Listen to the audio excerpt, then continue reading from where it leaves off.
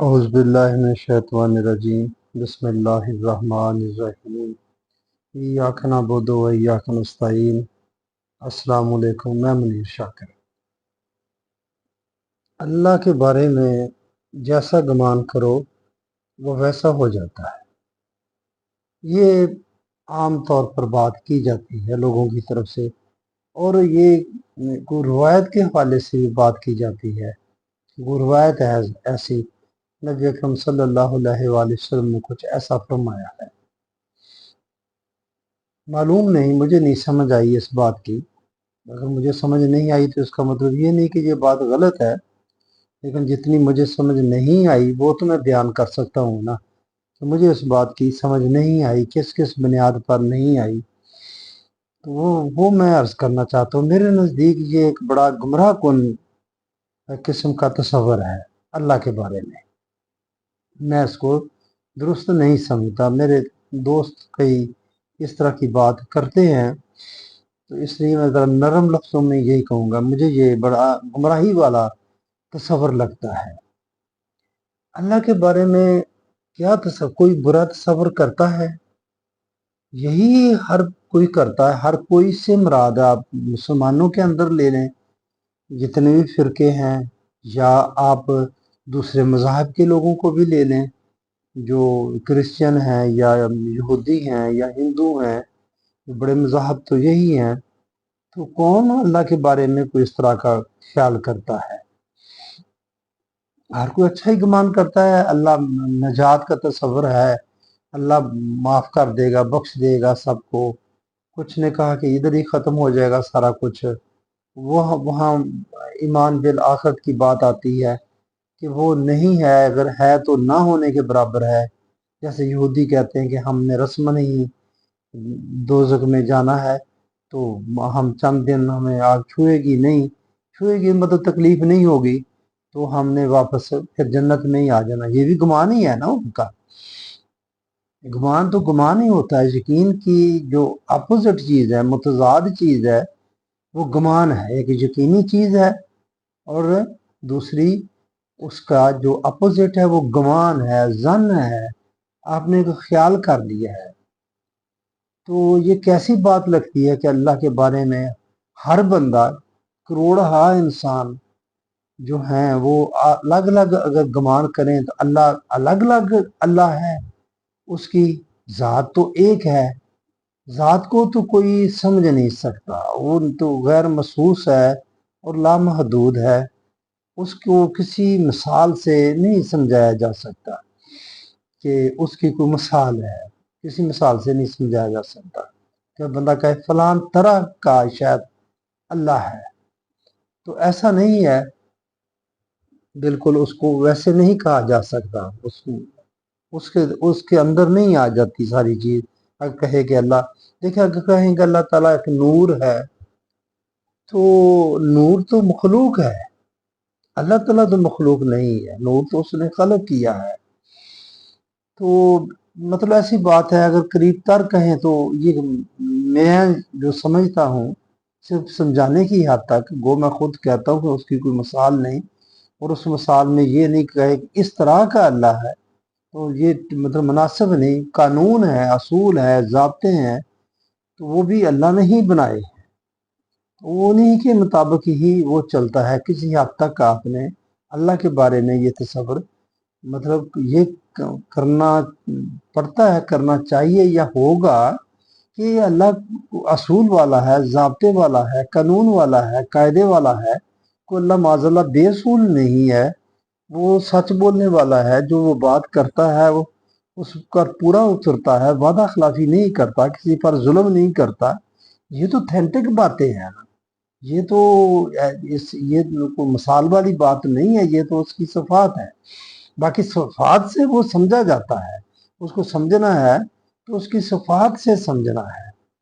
صفات بھی اس کی ہیں، بتائی گئی ہیں قرآن پاک میں، کتنی صفتیں ہیں اس کی سب بتائی گئی ہیں۔ کچھ وہ جو اس کی صفات ہیں وہ اکثر جو قرآن پاک ہیں ترجمے والے یا بغیر ان کے شروع میں الگ سے، قرآن کا وہ حصہ نہیں مگر قرآن کی وہ جب جلد کھولیں تو شروع میں اللہ کے 99 نام آ جاتے ہیں، اور दूसरे आखिर पे नबी अकरम सल्लल्लाहु अलैहि वसल्लम के 99 नाम आ जाते हैं, 99 नाम। पता नहीं 99 99 क्यों रखे हैं। तो बहरहाल वो उसकी सिफात हैं। आपने बहरहाल जो कुरान पाक के अंदर है, जो उसकी सिफतें हैं, उनको लेना है, वो ऑथेंटिक है, वो सही है। तो वो उसकी सिफात है, उनसे वो पहचाना जाता है। वही सिबकतुल्लाह है, वही अस्माल हुस्ना है जिसे हम कहते हैं। उसके खूबसूरत नाम है, जिस नाम से भी चाहो उसको पुकारो, वो उसकी सिफतें हैं। तो वो एक तरह से फिक्स हैं, पता है। तो कैसे अल्लाह के बारे में जो भी बंदा गुमान करे, तो गुमान करे तो अल्लाह वैसा ही हो जाए। एक गुनाहगार आदमी है, तो वो गुमान कर ले कि अल्लाह नहीं, अल्लाह मुझे बख्श देगा, अल्लाह रहीम है, करीम है, उसकी रहमत लामहदूद है, तो वो मुझे माफ़ कर देगा। तो गुमान तो यही अक्सर ही करते हैं, क्योंकि इसके मुताबिक हो जाएगा सारा कुछ। बाकी उसका सारा निज़ाम के तलपट हो गया, सब कुछ खत्म हो गया। तो ये क्या मतलब, मैं इस बुनियाद पर कहता हूँ। अब देखिए, अल्लाह ताला ने हुक्म फरमाए और हमारे लिए ही फरमाए, हमारी ज़िंदगी को स्मूथ चलाने के लिए, ये सलामती के साथ चले और सुकून के साथ और इत्मीनान के साथ ये बनी आदम ज़िंदगी गुजारे, क्योंकि ये पहले एक ही उम्मत थे। इसके लिए जो भी इस अल्लाह ने हुक्म फरमाए, कि कुछ हुक्म फरमाए कि ये काम आपने करने हैं, कुछ हुक्म फरमाए कि ये काम आपने नहीं करने। वो दोनों चीज़ों का नतीजा एक ही है कि तुम्हारी सलामती, तुमने अपनी सलामती के साथ इत्मीनान के साथ ज़िंदगी गुजारनी है। अब जो काम उसने कहा है कि ये करने हैं, तो वो करने हैं, उनसे वो चीज़ पैदा होगी, सलामती वाली चीज़ पैदा होगी। और जिन कामों से उसने मना फरमाया है, उनसे मना होंगे तो हमें वो सलामती और इत्मीनान मिलेगा, वरना नहीं मिलेगा। अब कोई बंदा वो काम जो करने के हैं, उसने हुक्म दिया है, वो तो ना करे और गुमान करे अल्लाह के बारे में कि मुझे उनका फ़ायदा मिल जाए। ज़ाहिर है फ़ायदे के लिए है ना, इंसानियत के फ़ायदे के लिए, मजमूई तौर पर सब लोगों के फ़ायदे के लिए है। वो तो ना करे, वो हुक्म ना माने और वो गुमान करे कि मैं बस अल्लाह के बारे में अच्छा गुमान करे तो वो माफ़ कर देगा, बख्श देगा।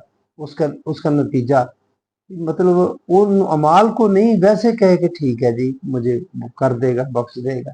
तो क्या मतलब बनता है इसका? क्या ऐसा हो जाएगा अल्लाह? जब वो कहता है कि मैं वादा खिलाफी नहीं करता, वादा है कि ये अच्छा काम तुम करोगे तो क्या होगा, उसका आगे नतीजा बताता है। अंतमुल आलाउना इन कुंतुम मोमिनीन। मिसाल मैं देता हूँ आपको, ये आल इमरान की 139 नंबर है कि अगर तुम मोमिन हुए तो तुम ही गालिब रहोगे। तो ये काम मोमिन वाला काम, जो मतलूबा मोमिन की कोई सिफात है ना, कोई क्राइटेरिया है ना, जिसके मुताबिक वो जो जब बंदा मोमिन कहलाता है, वो उस वक्त भी कहता था कि ये आपकी तरह अगर ईमान ले आए तो ये चीज़ें इनको मिलेंगी, मगर ये आपकी तरह ईमान नहीं लाते।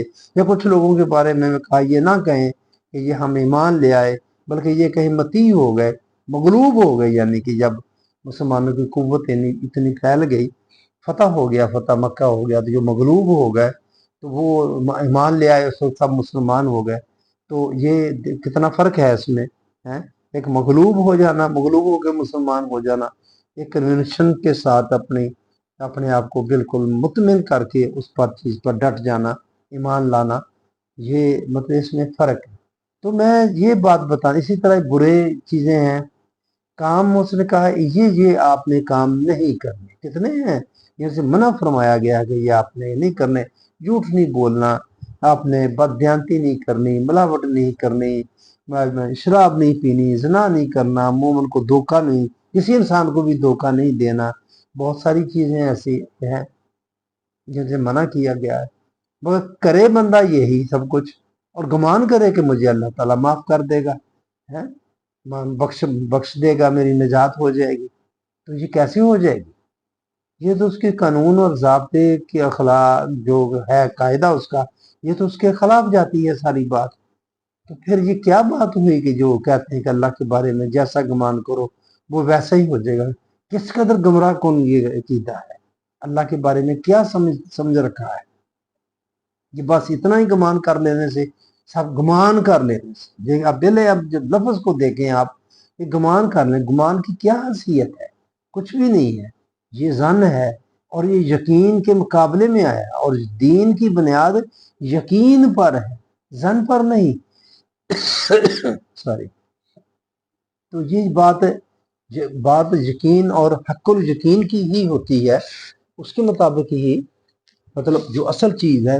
دیکھیں نا، یہ صورت تکاثر ہے جو کلا سوف تعلمون ثم کلا سوف تعلمون، خبردار بہت جلد تمہیں اپنی اس روش کا انجام معلوم ہو جائے گا، ثم کلا سوف تعلمون، پھر کان کھول کر سن لو، بہت جلد تمہیں اپنی اس روش کا انجام معلوم ہو جائے گا۔ کہاں سے شروع؟ الحاکم التکاثر وتزرتم المقابر، قبروں تک پہنچ گئے تم یہ چاہت کرتے کرتے۔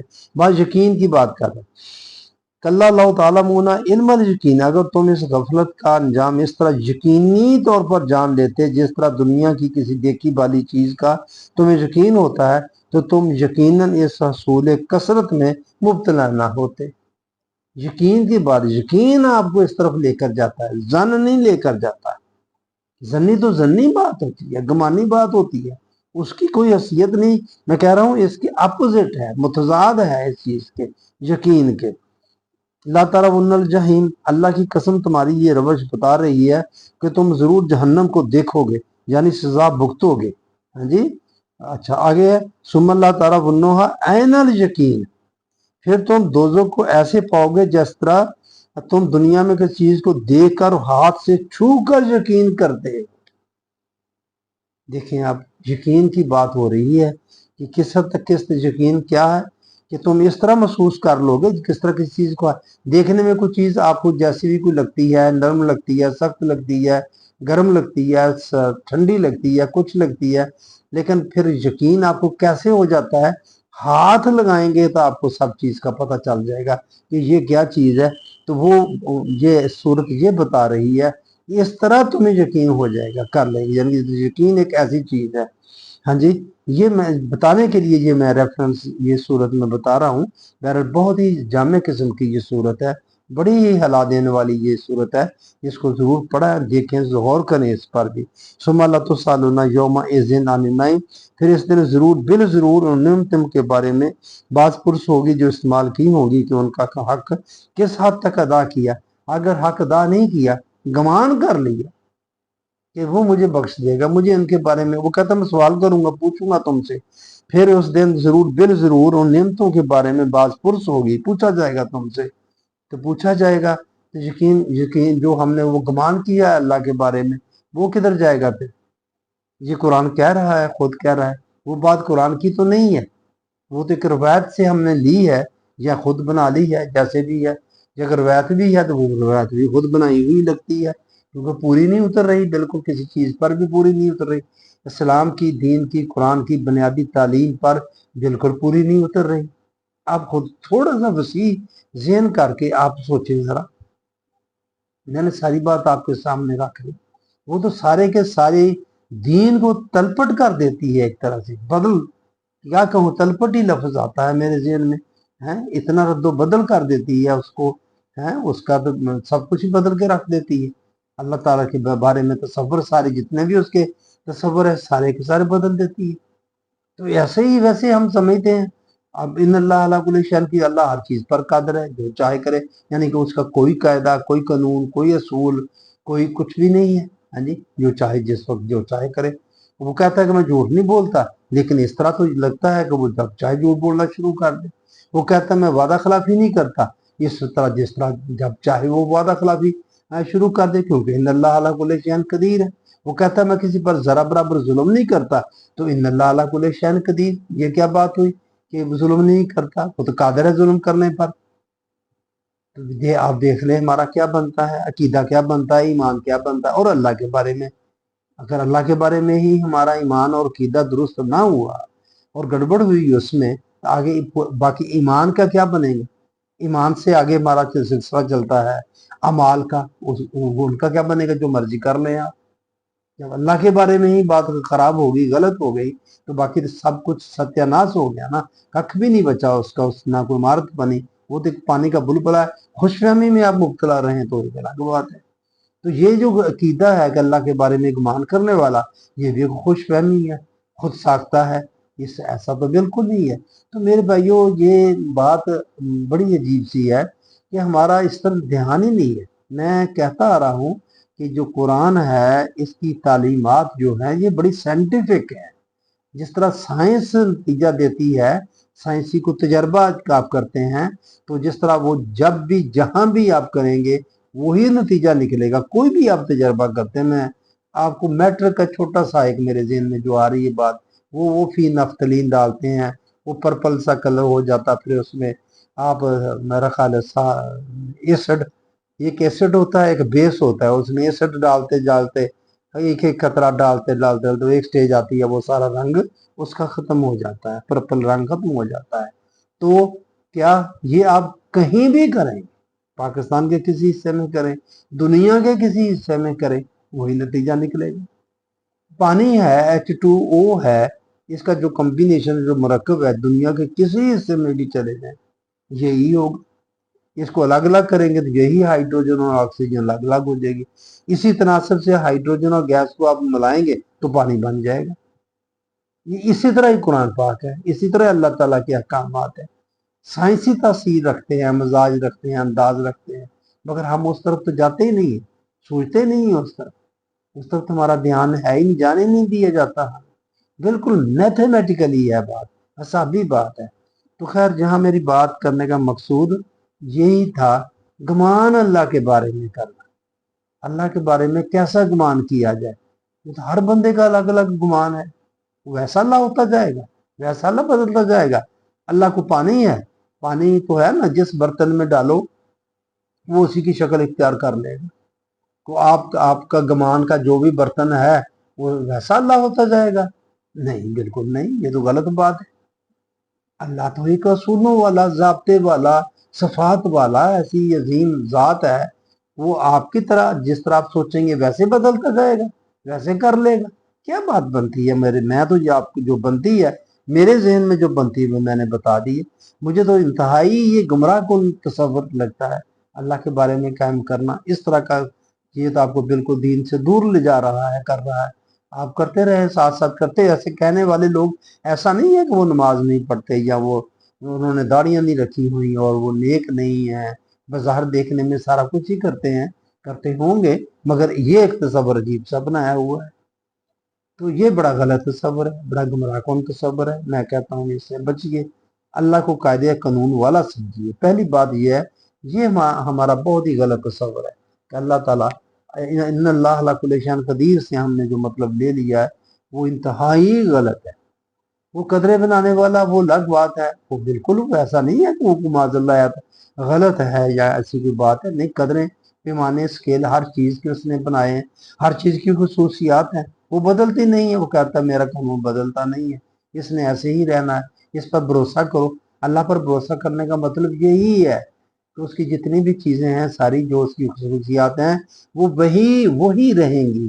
پہلے آپ جانیں کہ ان کی یہ حکماں نے کیا کیا ہے، جو حکیم لوگ ہیں جو نسخہ جات بناتے ہیں، تو کیا کیا ہے انہوں نے؟ وہ جڑی بوٹیاں کتنی 7100 جڑی بوٹیاں ہیں، ان کی تاثیرات جانی ہے، اس کی یہ تاثیر ہے، اس کی یہ تاثیر ہے، اس کی یہ خواص ہے، اس کی یہ خواص ہے، اور ان چیزوں کو اگر ملائیں تو یہ چیز بنے گی، اس کی یہ خواص ہوگی، اور یہ فلان بیماری کے لیے اچھی ہوگی، یہ فلان جو جل گیا ہے اس کے لیے اس پر لگائیں تو اس کو آپ کو آرام ہو، یہ اس کی رحمت ہے۔ بڑی عجیب سی بات ہے، ہمارے تصور تو بہت ہی بدل گئے ہیں۔ کسی کا ہاتھ جل گیا تو اس کی رحمت کی طرف رجوع کریں، اللہ کی طرف رجوع کریں، تو کیا مطلب ہے اس کا مطلب جو اس کی وہ دوائی بنائی گئی ہے تو اسی کی دی ہوئی چیزوں سے بنائی گئی، اس کی طرف رجوع کریں آپ۔ ایسا تو نہیں ہے آپ اس پر آپ کوئی ورد شروع کر دیں، ہاں جی، وہ درد ختم ہو جائے یا درد کسی اور کو شفٹ ہو جائے، یہ ہو ہی نہیں سکتا۔ یہاں سے میں کہتا ہوں جادو کی نفی ہوتی ہے۔ لوگ کہتے ہیں جادو بھی برحق ہے، جی ہو جاتا ہے، کچھ بھی نہیں ہوتا۔ یہ کچھ ٹرانسفر تو ہوتا ہی نہیں ہے کوئی چیز اس طرح کی، یہ چیز تو ایسی نہیں ہے۔ میں یہی مثال آپ کو دیتا ہوں، آپ کے درد ہو رہا ہے، جتنا مرضی کو پڑھ لیں آپ، جتنے مرضی کو بڑا ولی اللہ آ جائے، وہ درد کہیں شفٹ ہو جائے، یہ تو نہیں ہو سکتا۔ اس طرح نیکی کوئی نہیں اس طرح شفٹ ہو سکتی۔ آپ صبح کی سیر کرتے ہیں، آپ سیب کھاتے ہیں، آپ متوازن غذا کھاتے ہیں، اس کا جو فائدہ ہے آپ کہیں میرے بھائی کو ہو جائے، میرے فلاں رشتہ دار کو ہو جائے، میرے فلاں دوست کو ہو جائے، ایسا تو نہیں ہو سکتا۔ یہ تو اس کا اصول ہی نہیں، قانون ہی نہیں ہے، ایسا ہوتا بھی نہیں ہے، اب دیکھتے بھی ہیں۔ یہ چیز آنکھوں کی دیکھی والی چیز ہے نا، کیسا نہیں ہوتا۔ تو میں بس جنرل بات ہی کرنا چاہتا تھا کہ یہ اللہ کے بارے میں جو گمان ہے، اس کو ہمیں درست کرنے کی ضرورت، یہ غلط بات ہے، بالکل ہی ٹوٹلی غلط بات ہے۔ اس کو سمجھنے کی کوشش کریں اور اللہ کے بارے میں اپنے عقیدے کو درست کرنے کی کوشش کریں، کہ درست ہوگا تو بات آگے چلے گی۔ خاص کر مجھے اس بات پر بڑا ہی مطلب طبیعت میری خراب ہوتی ہے، غصہ آتا ہے جب اللہ کے بارے میں کہ اس کا کوئی قاعدہ نہیں، کوئی قانون نہیں، کوئی ضابطہ نہیں، بس وہ ایسی ذات ہے۔ نہیں، یہ بالکل غلط بات ہے۔ وہ قاعدے والا ہے، قانون والا ہے، ضابطے والا ہے۔ اس کو یہ کس نے بنایا ہے ایسا؟ اس کو کس نے یہ پابند کیا ہے کہ وہ ضابطے والا ہو، قانون والا ہو، ہاں جی، تو وہ اصولوں والا ہو؟ وہ اس نے خود کیا ہے اپنے آپ کو، کسی اور طاقت نے نہیں کیا، وہ خود ہوا ہے۔